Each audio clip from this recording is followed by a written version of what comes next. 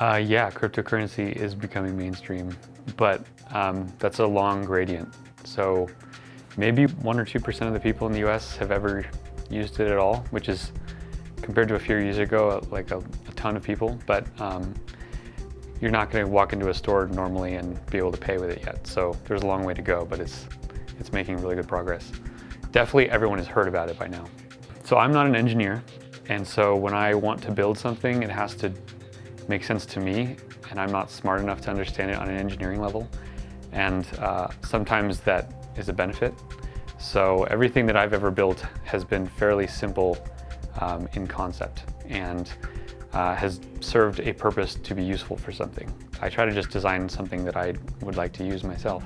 The average cryptocurrency user is just an investor and speculator. Like, over this year, so many people have gotten involved just to buy some that you probably have to say that the average person just holds some as a speculative investment. The average person who's using it is probably not in the West, really. It's probably in Asia or Europe, sending money across borders. Hundreds or thousands of companies that are involved in crypto now. All the staff of all those companies and all those customers, I think, represent a pretty diverse group, and it's kind of hard to say what the average is at this point. Bitcoin is more relevant than ever, but along with it, has grown a number of other different digital assets. So a good way to think of it is as a growing pie, which has gotten much larger.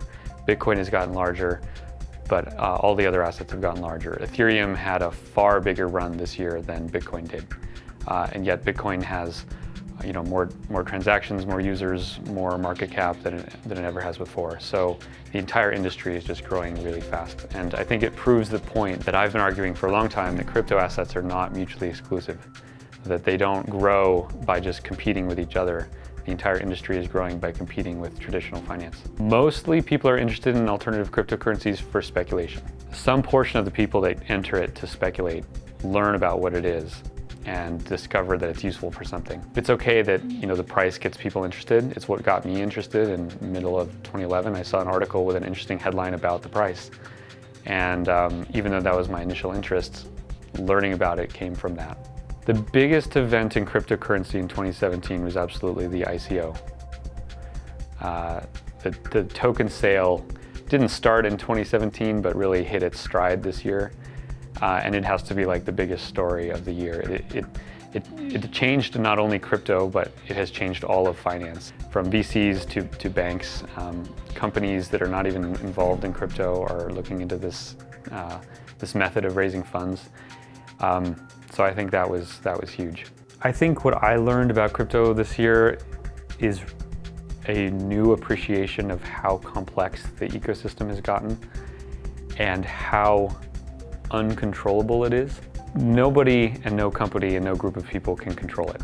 And that's sort of the point. I feel that cryptocurrency will completely replace government fiat currency within 20 years. That's my goal for it. My goal is for mankind to actually have a way of transacting between each other without coercive interference. I think that's really important for society, and so that's the goal and that's the vision, at least for me.